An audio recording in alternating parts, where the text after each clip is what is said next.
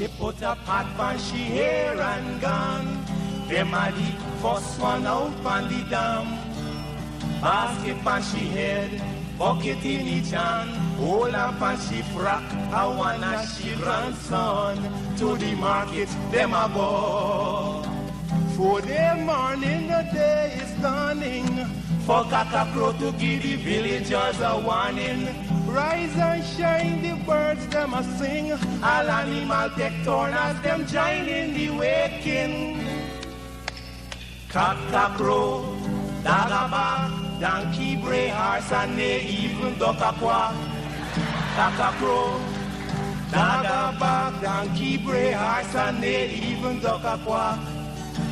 Come and hear this sweet story that tell the people about life in the country.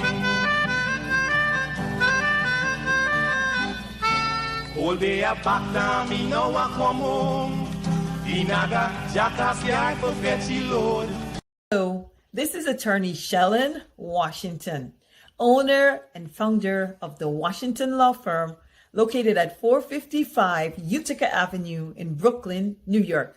We're specialized in medical malpractice, personal injuries, matrimonial law, and landlord and tenant. If you're in need of legal representation, please give us a call today. The number to call is 718-877-3100.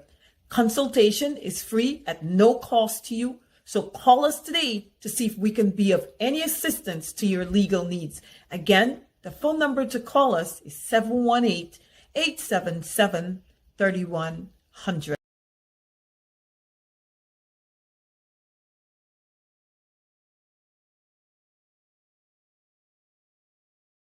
If you are looking to have your statutory declaration, affidavit of income, identity, damage or lost passport, lost license, tenancy agreement, agreement of settlement, power of attorney, last will and testament, and certification of documents, then you need to visit the Alistair Collins firm, located at the Kellyan Mall, 162 Lamaha Street in Georgetown, between Camp and Waterloo Street. Alistair Collins is a commissioner of oaths and a justice of the peace. Make certain you visit him or call for more information at 649-6410 or 685-6448 or 503-1451. And there's adequate parking available. Go down to the Alistair Collins firm and have all of your legal issues settled and brought to the fore. Alistair Collins firm. Contact them at Alistair Collins firm.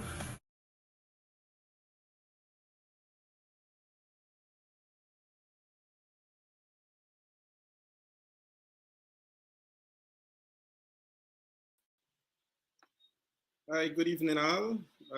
Pleasant to be in your company this evening. Mr. Benchcop, Mark Benchcop, a dear friend of mine and certainly a friend of each and every one of ours, asked me to stand in for him this evening, and I am most honored to do so. Before I get going, however, to outline the nature of what this evening's program, our show this evening would be like, let me take this opportunity to extend to Mark and his family, on behalf of my family and myself, our sincerest condolences to him and his family on the passing of his aunt. Besides that, I know he also had an exam today, so I wish him well, much success with that. And it is for these reasons he would have asked that I give coverage for him this evening. So it was indeed a late notice, but I guess what Mark is doing on Benchcop Radio early this year, and I believe late last year, we had started to discuss having a program that will have my involvement, where I will give support to the radio station, where I'll give support to 107.1, to have my own program and to design it in a manner that address many of the issues, current affairs, but more from a political perspective and bring in some international dynamics. So for those who are unaware, my name is Sharma Solomon. I am your guest this evening, and it is good to be in your company.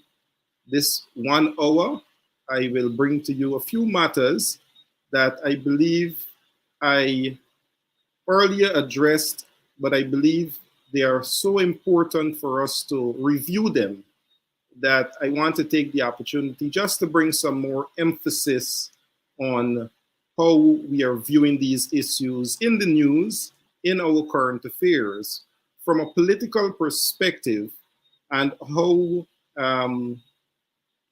as a people, we can address them so that they are in our interest and benefit. And I will start, because this evening I want to outline a few issues. We will deal with the issue of elections and more so the list. We covered this a few nights ago on Dr. David Hines' program, including Mr. Benchcott, myself, Mr. Kadaki, and Adam Harris.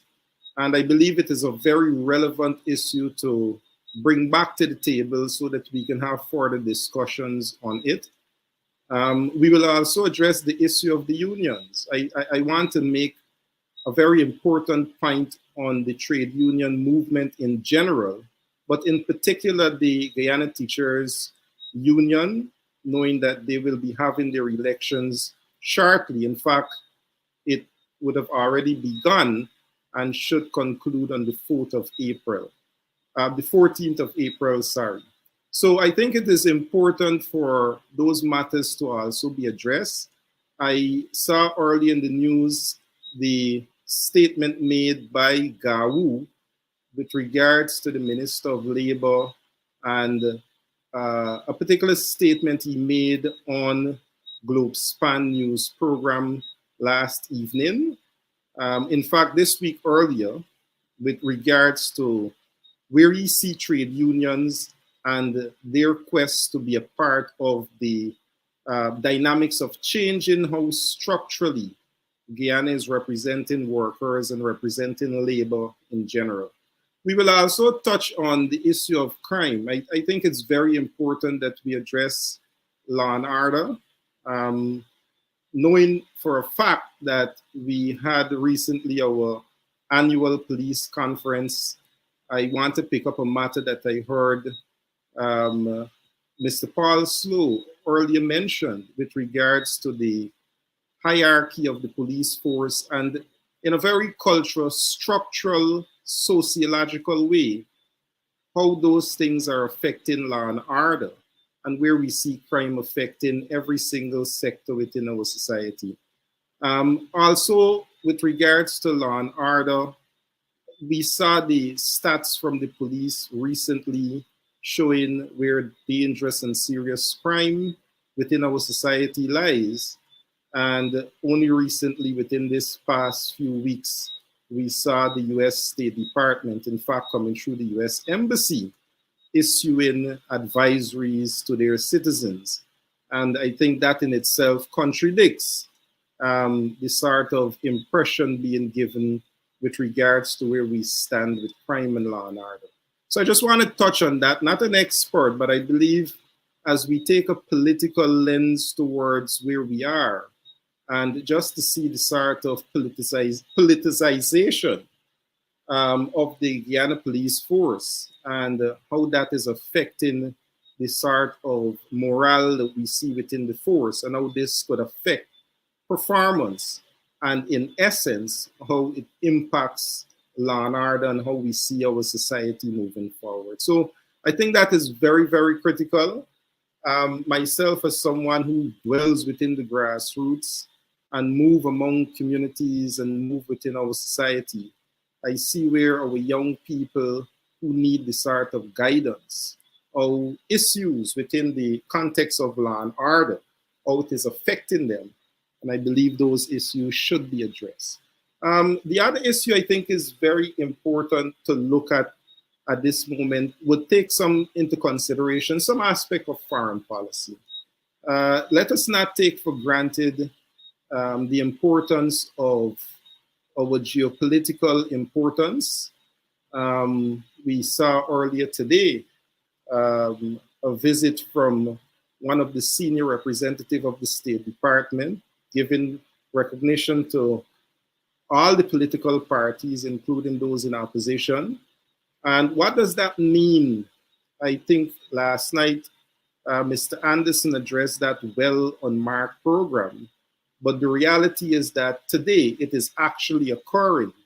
And what does that mean? And taking that into context, the designation of the official that visited today, the Assistant Deputy Secretary, represents one that also outlines the representation of Asian matters.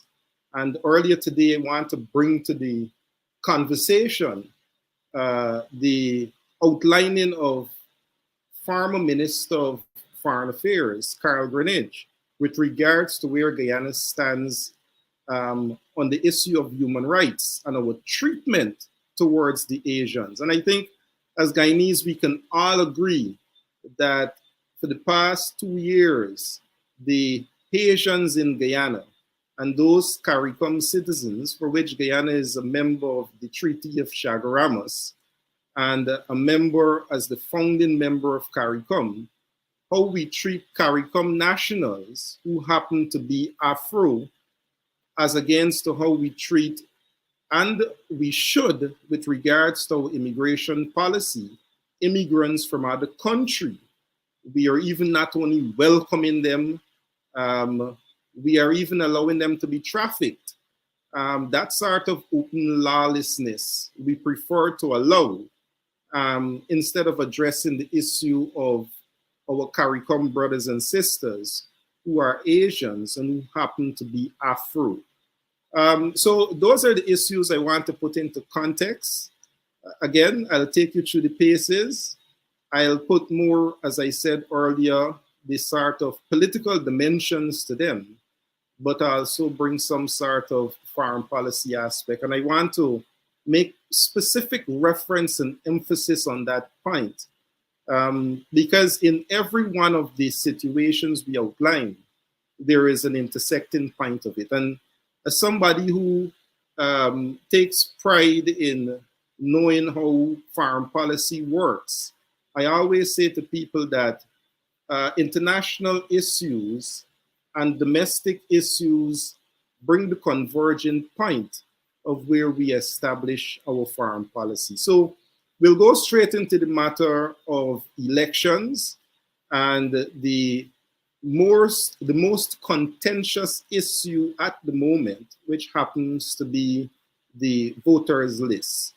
I know last week, in fact, earlier this week, Tuesday, when we discussed this program on Dr. Hines' Politics 101, the issue that came up was, should the opposition move ahead with the list as it is?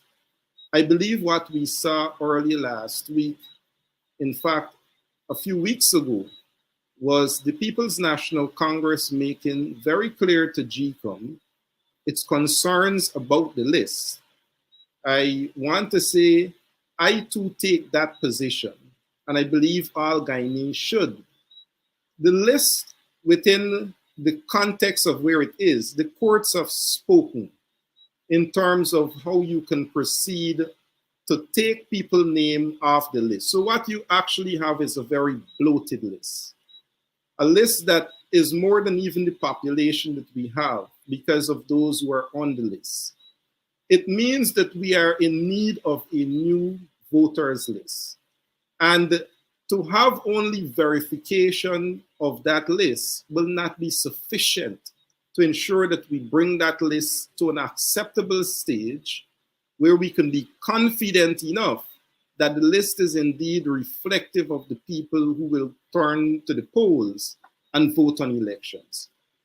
The argument that I put forward, and I want as Guyanese for us to appreciate in the historical context of our elections and where we, in fact, moved to this current voters list in the period of 1990.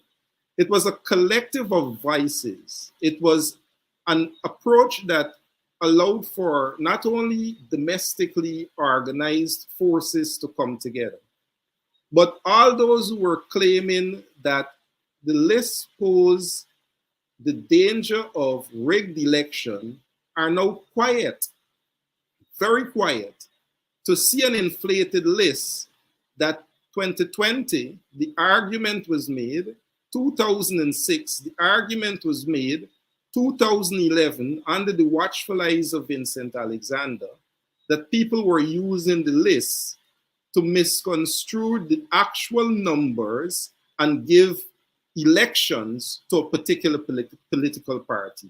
That is where it is. So what occurred in the 1990s were those same voices who saw issues with the list.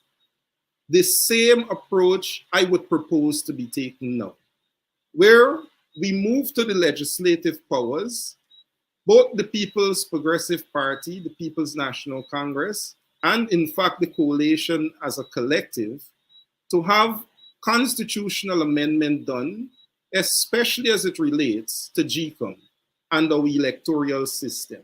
So you have, just like in the 90s, where there was a postponement for elections, and I'm not suggesting postponing elections, because I'm certain that it is within the PPP's understanding and their liking to move towards a snap election. Is my personal belief based on how you see the alignment of issues within our society. But back to the issue of the list, there is no way any political party, any section of this society should feel satisfied or comfortable moving ahead with the list the way it is and the way it is constructed. So I believe just the same approach that was taken, voices come together, understand the issue, understand what it means to have an elections to this date, the 2020 elections, of what gives a power, or one of the elements that give power to government, which is legitimacy, have not been verified.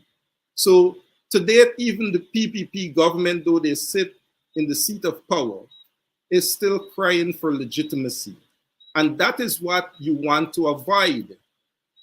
When you have a better reflected list that allow for going to the election or going to the polls where people are confident of the outcome, lest we continue to have an illegitimate claim of those who sit in the seat of power.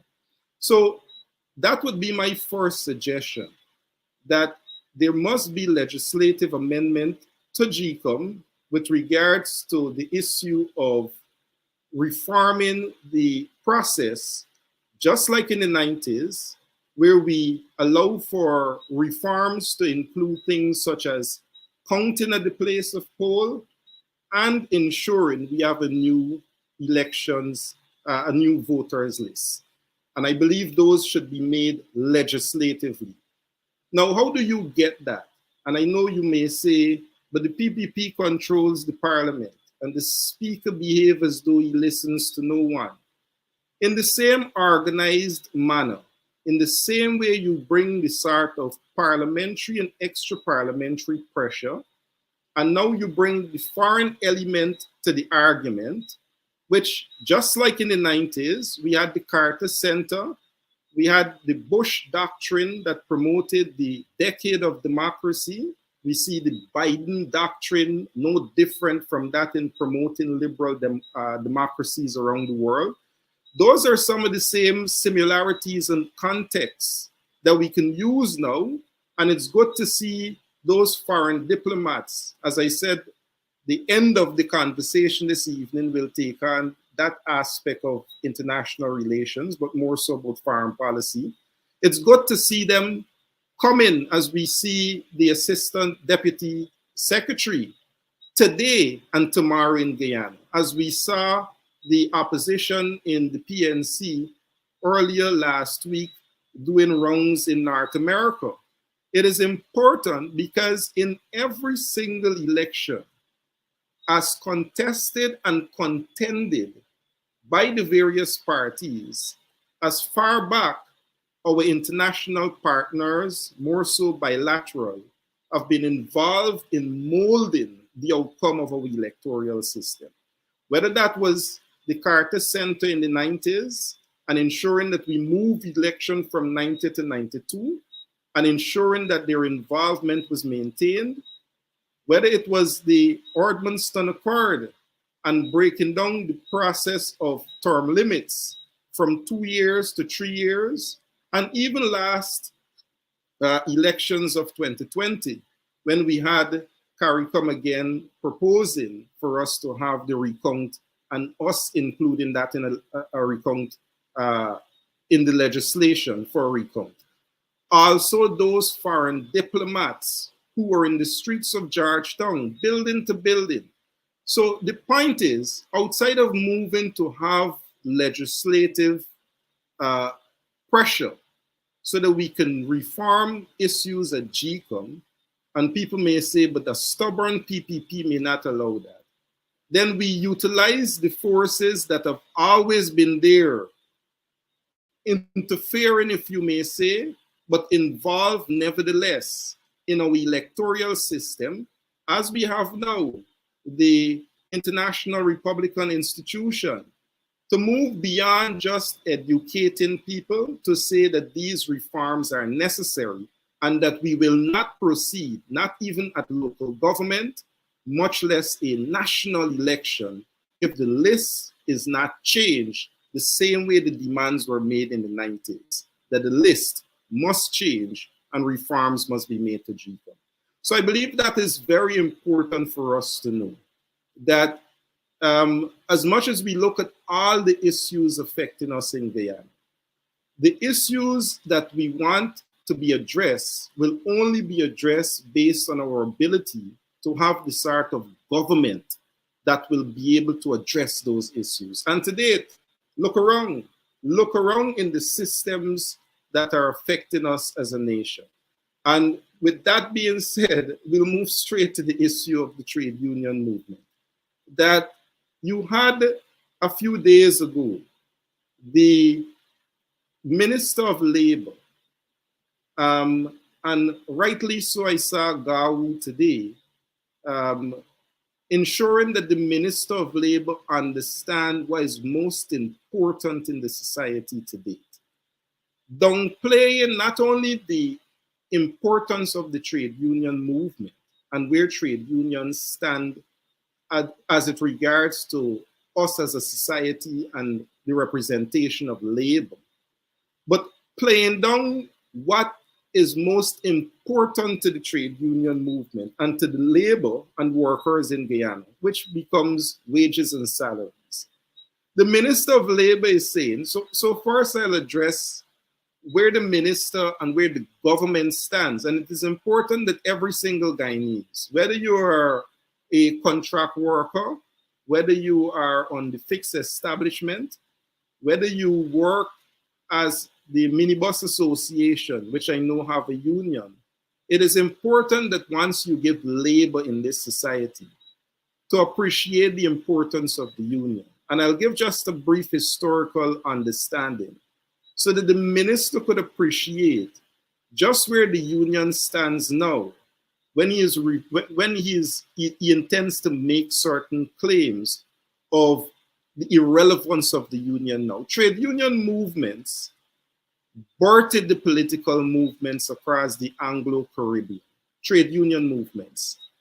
It was the movement of the working man and woman in the quest for the anti-colonial struggles that brought out people to understand that their labor is with value. And having value for their labor, they said to the colonial masters that you have to compensate us better coming out of the era of slavery. You have to pay us better, you have to treat us better, the condition for working must be better. But labor went beyond that. Labor recognized that the laws were being made in the legislation. The laws were being made in the legislature, and they had to be part of the legislature. They have to ensure they get involved to be part of making the decisions beyond articulating their concerns. So Labour got involved in politics. It was the first set of people who got parties together. Let us not, and we don't have to go too far back, even our founder leaders, even the leadership of the People's Progressive Party, the leadership of the People's National Congress, started out in the labor movement because it was where workers needed representation, but needed to take representation beyond that to legislation. And that is how you had political parties being birthed from the trade union movement. But the era was beyond the fight for anti-colonial, against anti-colonialism or against colonialism. The fight included class, because again, note that for you to get into the legislature back then, you had to own property, you had to get money, you had to be a rich man. So the class struggles in that period, even at the birth of new political movements, required only a certain people who could now make laws and pass laws. Again, that was the environment within which the trade union movement existed. So for the minister to now bring in this 21st century, the sort of complexity of issues, the sort of change in environment, the disregard for technology, the fact that people are now working from home, the fact of not understanding that nevertheless it is labor, it is people who would need representation because they need good working environment, even if they move their workspace to home, is now disregarding an entire estate of representation of the people to say it is non-existent. That's the Minister of Labor. This is the individual that sets the policy for the representation of the working class in this country. Dismiss, without contextualizing, the historical perspective of the birth of the labor and political movement in the Caribbean. So if you can have such a wanton disregard and disrespect for the workers and the working people of this country, this comes the second point of the minister. Not just that he would have disregarded the entire movement. Even this country was built on that. And the other point I want to make outside of the colonial struggles, outside of the class system, the fact of where ideological conditions existed in the period of the 70s and 60s, whether it was socialism, Marxism, of which many of the unions were accused of being Marxist and socialist. So those were right movements. Those were movements that give the trade unions even more energy. Those movements today are not there, but the issues that confront workers are there, such as, and this is the second point, the issue of wages and salaries. How can a minister of labor, and the way Gawu addressed the issue today is very, very important. Minister of Labor is going to say to this country, where people are going through this sort of hardship, where every day you get up, cost of living is attached to some different commodity for some reason, whether it is because of the COVID pandemic, whether it's because the war in Russia and Ukraine, wheat gone up, greens gone up, whether it's climate change and flooding. How can the minister disregard wages and salary when it is essentially a bread and butter issue? That labor is outdated because all they can come to the employer to ask for is more money.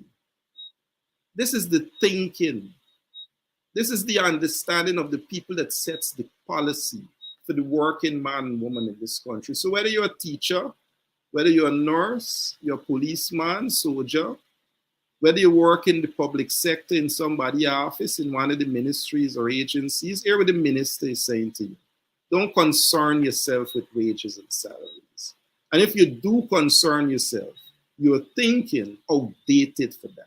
In this crisis, And to date, the government have not said to Guyanese how they intend to address the issue of cost of living. They haven't addressed the issue of fuel. They have not. They have, and for those who are driving, they can tell you.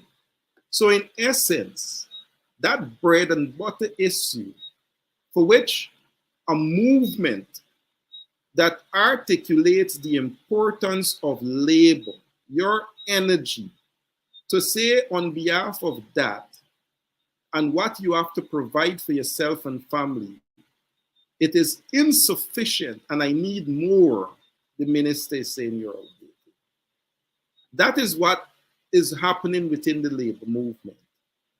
But this evening, I also want to bring another issue of labor. As I said, I'll particularly look at, and sorry to be dragged out on the issue of the minister, that the Guyana Teachers Union is going to have their triannual elections.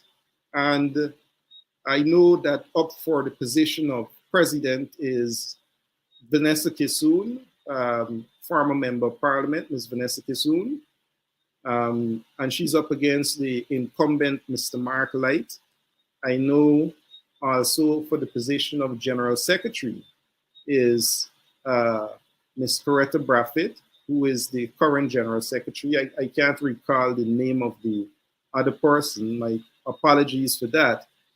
But beyond that, those are the persons I want to this evening give public endorsement and support for. And I'll say why. As I brought just now the issue of where the union was birthed from and the transition of union to politics, I believe in Ms. Kissoon what we see, and I'll come to the issues affecting teachers, but first bring about the issue of the leadership that is needed to address those issues, is someone who understands the machinery, someone who spent 8 years in politics and understand how policies are designed. I gave to you earlier the nature, the thinking, the mentality behind the designing of policies that reflects the issues that will take care of the working man and woman in Guyana, which includes teachers. That's the thinking, that if you come to me and ask for wages and salary, you're outdated or you're political. So I have a reason to shut you down. Ms. Kissoon understands that machinery.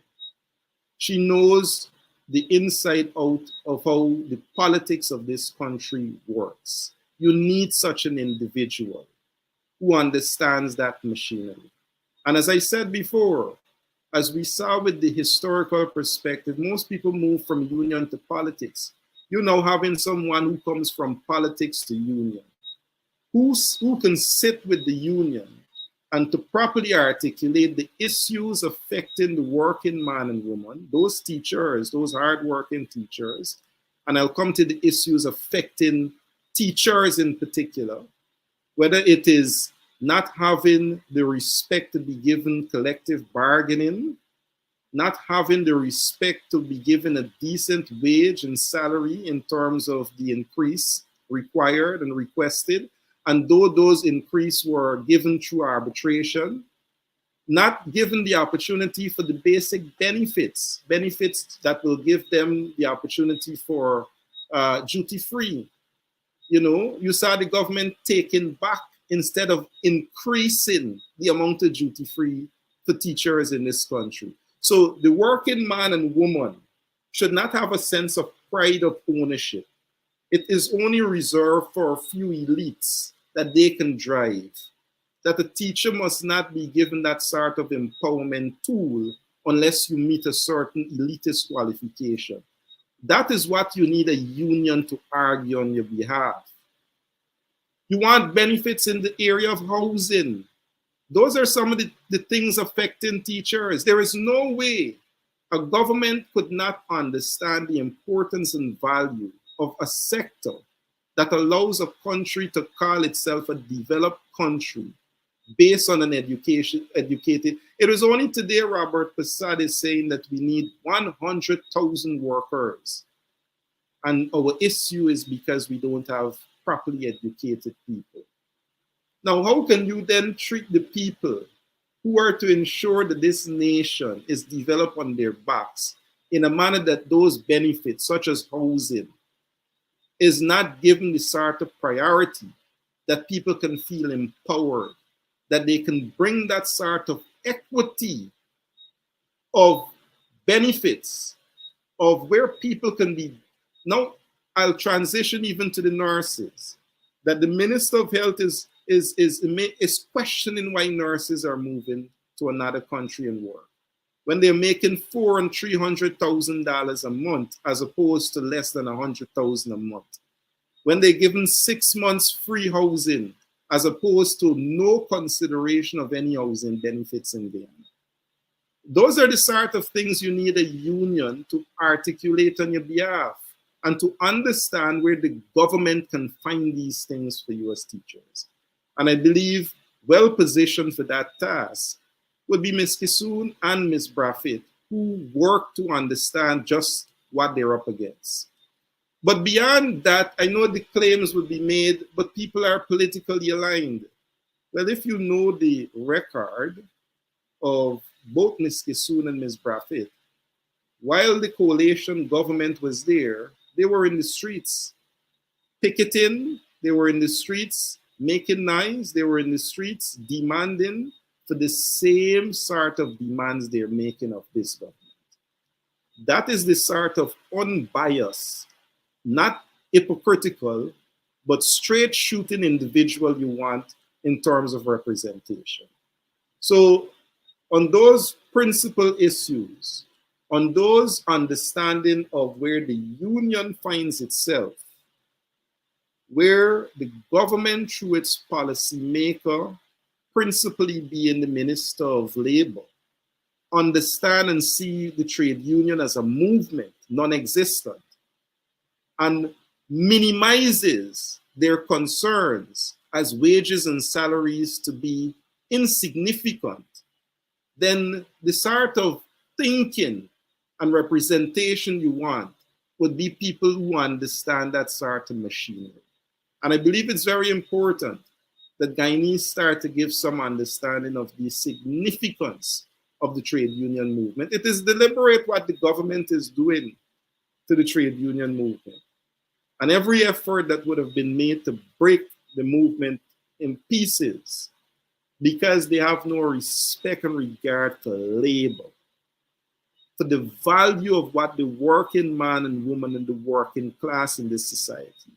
This has easily become an elitist society that is slowly producing oligarchs of rich and super rich, while the people who in the morning got to send their children to school got to figure out how to increase $100 more for a bag of bread and have to think about how they put extra meal on the table because it's extra value for anything that you go to the supermarket.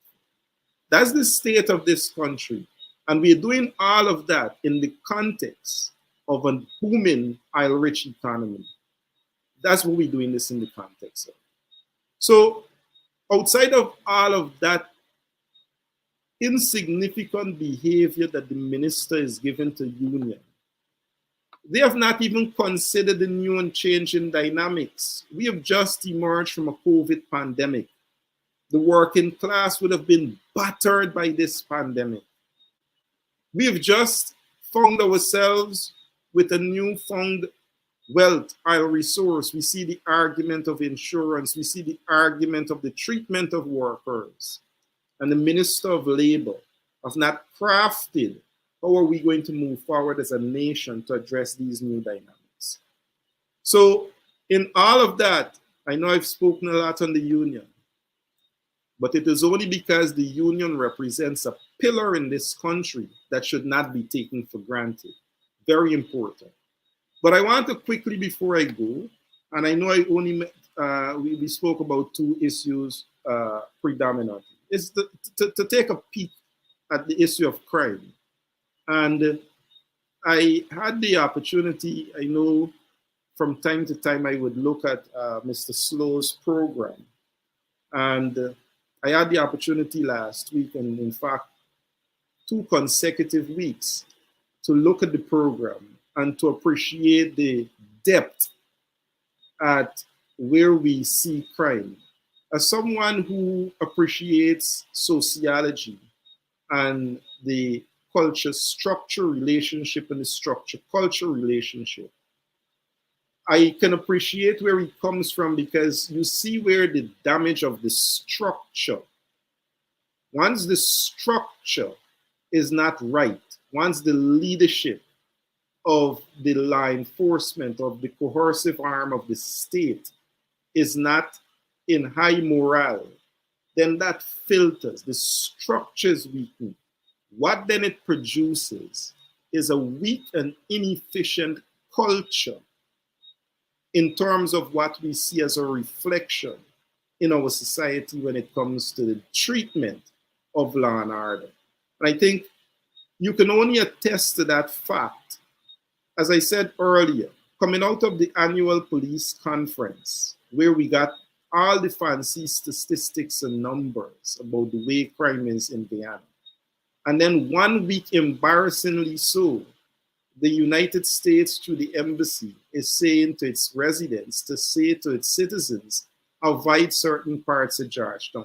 Take that further, and we're being told that a new statement is saying that these are critical areas for you not to visit. Now, if it is good for the citizens of the United States, it requires our same attention as Guyanese, that we are all walking in danger zones because somebody warned their citizens. We are not warned, but it is for us to heed that warning. Least we also be walking. And the week after, the hierarchy of the police force is now saying, indeed, these areas are dangerous and should not be traversed, except that they then put added manpower to ensure that they are now safe. So unless they are called out, then you see an improvement in law. And I'm saying this because I believe as that same structure, culture position unfolds, that the decent men and women within the Guyana police force are being overshadowed by that sort of mismanagement. So what you see appears to be a very dysfunctional institution that is not addressing the issue of law and order. And Guyanese are feeling very unsafe in their homes. I just, before coming on this program, heard of a robbery. And we think it's young ghetto youth, so they're hustling. No, they're molesting the average working man and woman, and every single Guyanese are unsafe. The man could be walking down the streets in front of Demico. That's the danger. One agency would have pointed out to their citizens, don't go about there. It's dangerous. They ain't gonna go. We say to our citizens, no problem, everything all right. And an unsuspecting citizen going about his business in high daylight get choked and robbed in the same area. That's the sort of danger every single Guyanese as you leave your homes, even in your own home. So that statement is not only restricted. Think about if that gentleman and every single Guyanese had listened to that statement and say, indeed, I ain't going around it. These are the sort, and I said earlier, we'll put foreign policy perspective to it. This is damaging to our society because this goes internationally, that Guyana is an unsafe environment. It takes away the interest to do business. It takes away the interest from Guyanese to feel the need to come home. This is the sort of society that we're in. And when you have the impression created that all is well, you're making it more unsafe for Guyanese. So that for me becomes critical as to how we see the performance of the Guyana police force through the lens of the management, which goes right to the top. We're at this moment due for a new commissioner of police. We're at this moment with the former head of the police commissioner taking the AG and the high command of the police to court, and the court have given consideration for the matter to move forward. That is the state of law and order. Now, how do you expect junior ranks to feel encouraged to do their performance when, because of court matters, their promotions have been stalled and they can't move ahead? So I know you as a sergeant, but you can't wear your 3 stripes. That's what's going on in the police force. While out in the streets, as Junior Gang said, murder, serious. It's serious. That's what's happening. That's how cold this oil-rich nation, the people are all over the world giving an impression. World leaders are not blind to what's going on. So we are coming now to the end of the show, and I want to bring, as I said, after law and order, some foreign policy perspective that world leaders are not blind. Assistant U.S. Secretary of State don't just show up on your doorstep. People who you want to impress that come to your house don't just come in ignorance. They know what's happening. They know your treatment to Haitians. They know that you're committing human rights violations. They know that all those Venezuelans and Brazilians who people smirkishly, oh, we got so much Brazilians that they're being trafficked, innocent women, they know where you will stand on the terror watch list. People know. This is what our society has become in terms of people who are looking from the outside. But we must remember as Guyanese where we stand and how we see ourselves first as a sovereign nation, but also where we stand as a citizen, a nation within the world, whether that is within the context of CARICOM, and as much as we can say about Mia Mottley, or impressions were very well given with regards to where she sees the government and their behavior. Even President Santoki from Suriname and from Ghana, the Ghanaian president, immediately after the USAID issued a statement, immediately we now have the US Assistant Deputy Secretary. We have engagements more frequent with the opposition parties. Whether we take these internal domestic issues in our foreign policy, and then we look at the wider geopolitical context of what is happening in the world, whether they're jostling world powers, we see the international, the bank, the Inter-American Development Bank, saying no to some of the major gas projects that the government wanted to promote. And people are suggesting that they will move to new loaning agencies outside of the Western Hemisphere. Guyana is now an oil-producing nation.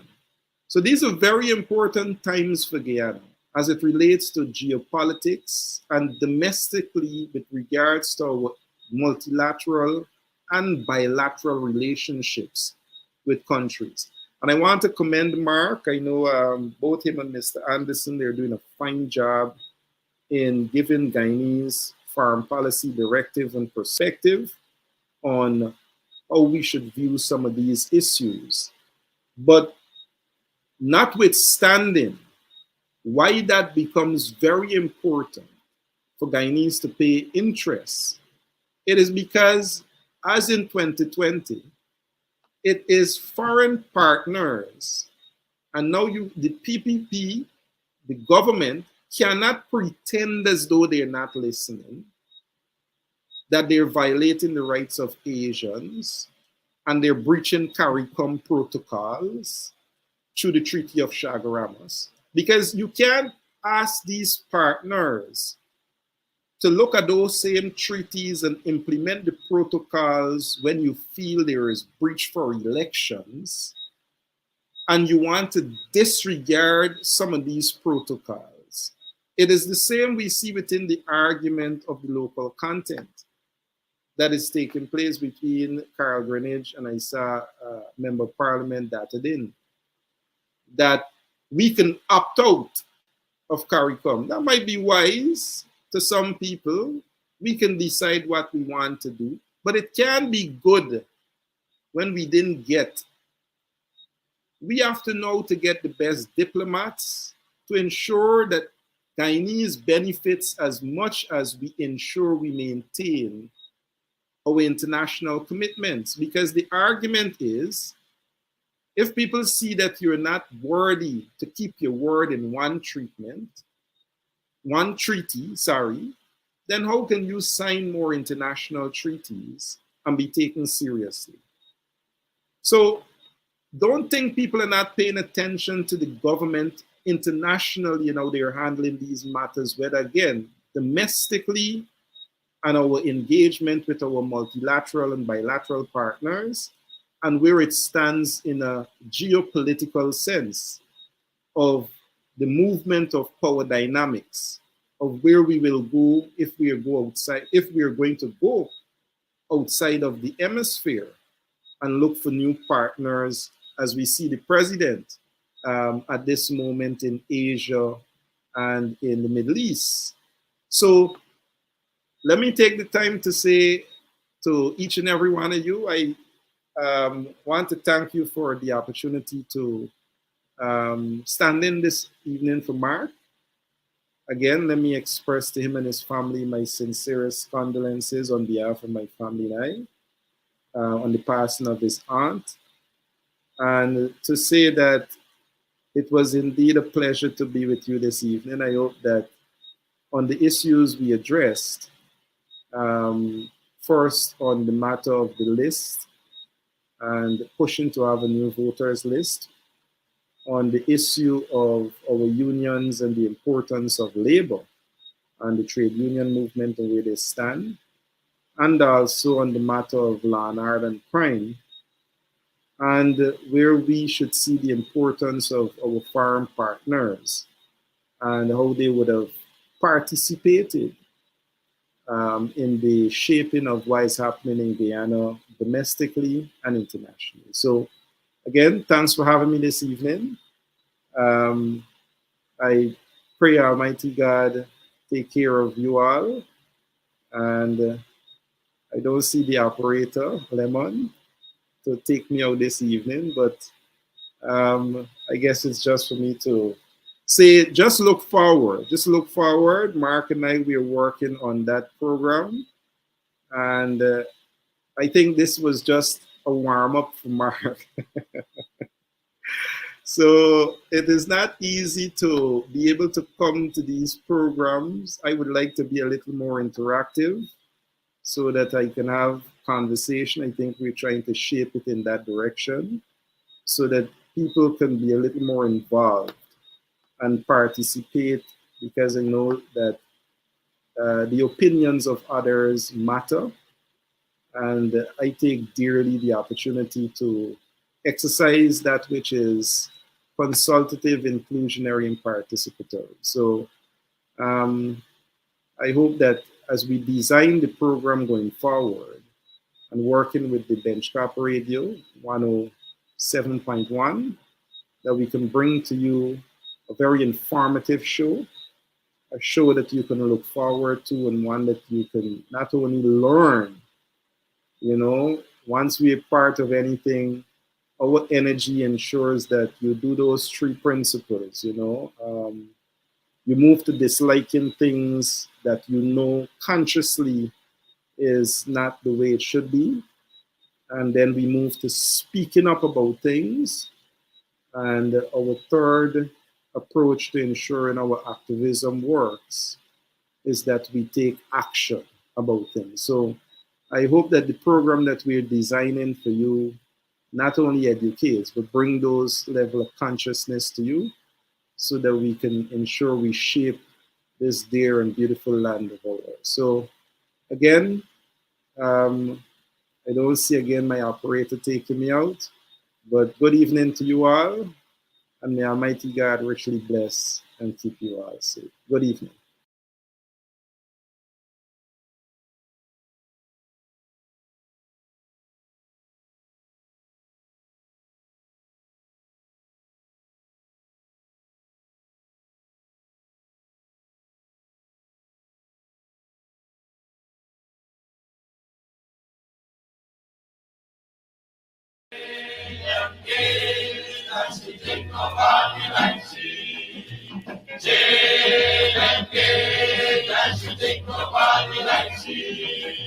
Run a polka dance, something rock away, run a polka dance. Run a polka dance, something rock away, run a polka dance. Jane and Kate, and she take nobody like she.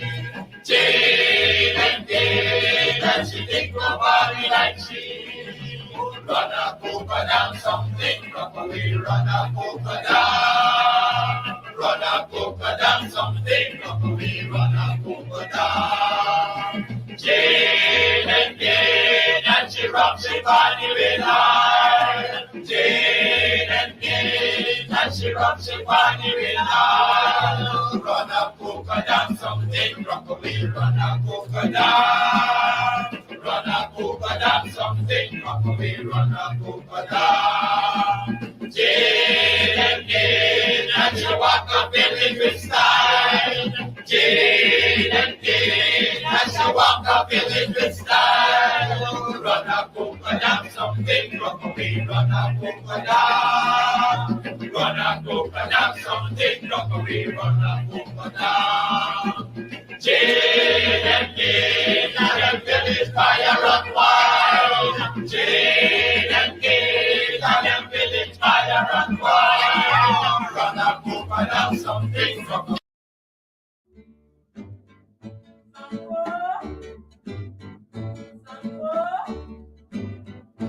Sanko boy, you better run. Sanko boy, police are come. Sanko boy, you better run. Sanko boy, policeman are come. Sanko licky love up on the dam and the gala holla murder. Sanko licky love up on the dam and the gala holla murder. Police are come and the gala holla murder. Police are come and the gala holla murder. Sanko kissy love up on the dam and the gala holla murder. Sanko kissy love up on the dam and the gala holla murder.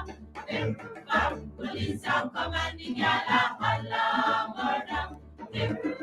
Police are come and the gala holla murder. Sanko boy, you better run. Sanko boy, police are come. Sanko boy, you better run. Sanko boy, policeman are come. Sanko chase the love up on the dam and the gala holla murder. Sanko chase the love up on the dam and the gala holla murder. Police are come and the gala holla murder. Police are come and the gala holla murder. Sanko get she love up on the dam and the gala holla murder. Sanko get she love up on the dam and the gala holla. This is attorney Shellen Washington, owner and founder of the Washington Law Firm, located at 455 Utica Avenue in Brooklyn, New York. We're specialized in medical malpractice, personal injuries, matrimonial law, and landlord and tenant. If you're in need of legal representation, please give us a call today. The number to call is 718-877-3100. Consultation is free at no cost to you. So call us today to see if we can be of any assistance to your legal needs. Again, the phone number to call us is 718-877-3100.